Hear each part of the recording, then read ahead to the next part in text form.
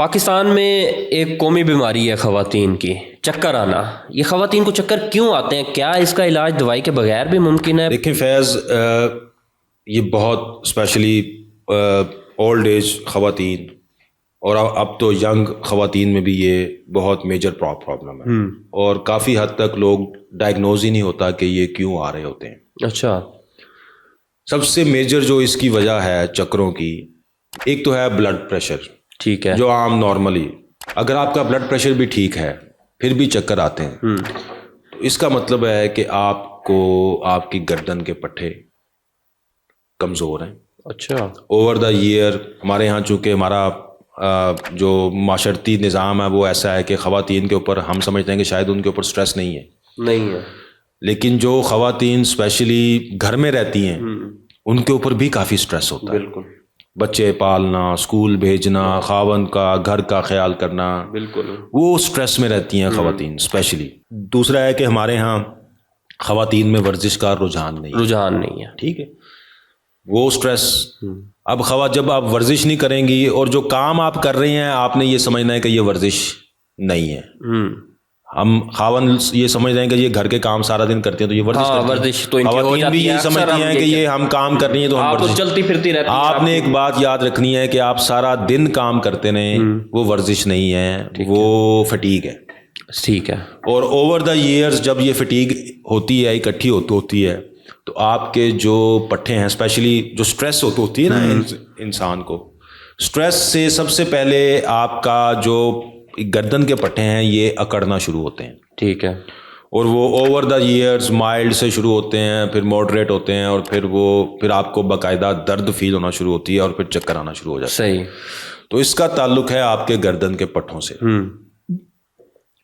اگر آپ کے گردن کے پٹھے ٹھیک ہوں تو آپ کو چکر اور اس طرح کی بیماری نہیں آتی. ٹھیک ہے. تو گردن کے پٹھوں کا علاج ورزش سے ہے، دوائیوں سے نہیں ہے. صحیح.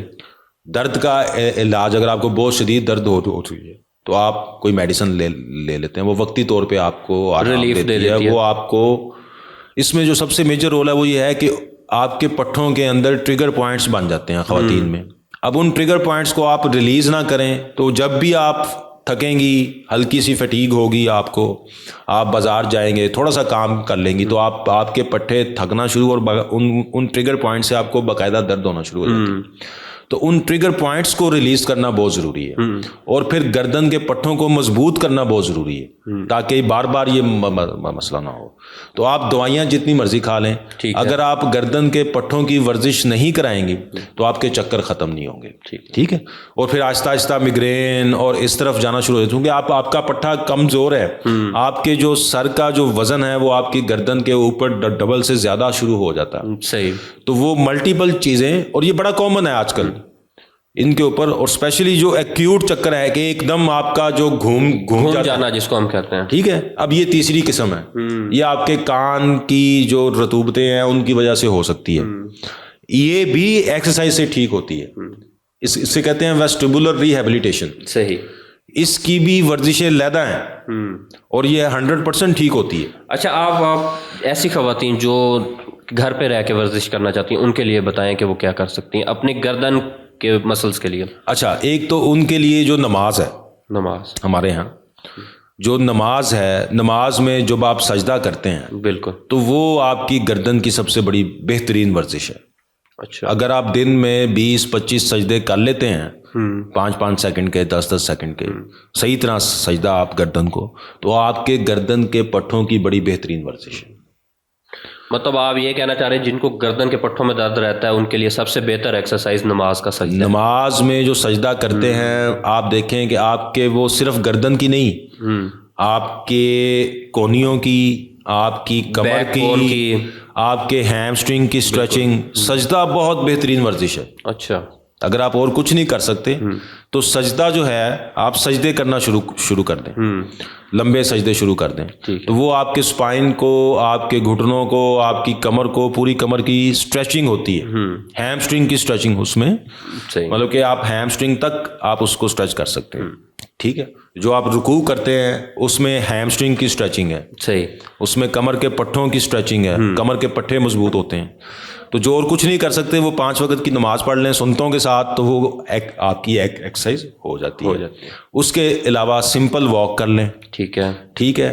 اور ایک ورزش ہے جو آپ لیٹ کے کر سکتے ہیں, وہ آپ اپنے جو ہے باریک سا تکیہ رکھیں اور آپ نے اپنی چن کو موو نہیں کرنا, ایسے نہیں کرنی, آپ نے یوں دبانا, آپ نے اس تکیے کو اپنی گردن سے پش کرنا ہے, پش کرنا ہے بغیر تھوڑی کو ہلائے, چن کو ہلائے بغیر آپ نے اس کو یہ والی, اگر آپ 10 سے 15 دفعہ یہ والی ورزش کر لیتے ہیں تو آپ کی گردن ریلیکس ہو جائے. یہ لیٹ کے کرنی ہے ایکسرسائز, لیٹ کے کرنی ہے. ٹھیک ہے.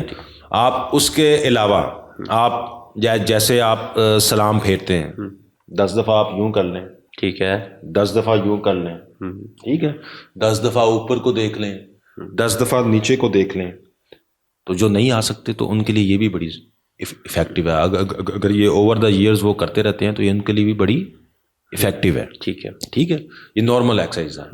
نماز پڑھ لیں, تکیے کو دبا لیں, اور ہلکا سا اگر کبھی کبھار آپ چاہیں تو کسی سے مساج لے لیں گردن کا, اس سے آپ کے جو ٹریگر پوائنٹس ہیں وہ کافی ریلیف ہو جائیں گے. ریلیف ہو جائیں گے. ہم جو کرتے ہیں جو کرونک ٹریگر پوائنٹس ہو گئے ہیں, ہاں جی, مثلاً کسی کو 10 سال سے چکر آ رہے ہیں, گردن میں درد رہتی ہے, تو وہ اب نارملی ٹھیک نہیں ہو سکتی, تو ہم اس کے لیے پھر نیڈلنگ کرتے ہیں, جو کہ پین لیس پروسیجر ہے. اس کے لیے ہم باریک نیڈل سے ان ٹریگر پوائنٹس کو پنکچر کرتے ہیں. ٹھیک ہے, اور پھر ان کی اسٹریچنگ کراتے ہیں, ورزش, اور وہ 1 یا 2 دن میں اس کی پین کافی حد تک بہتر ہو جاتی ہے. ٹھیک ہے.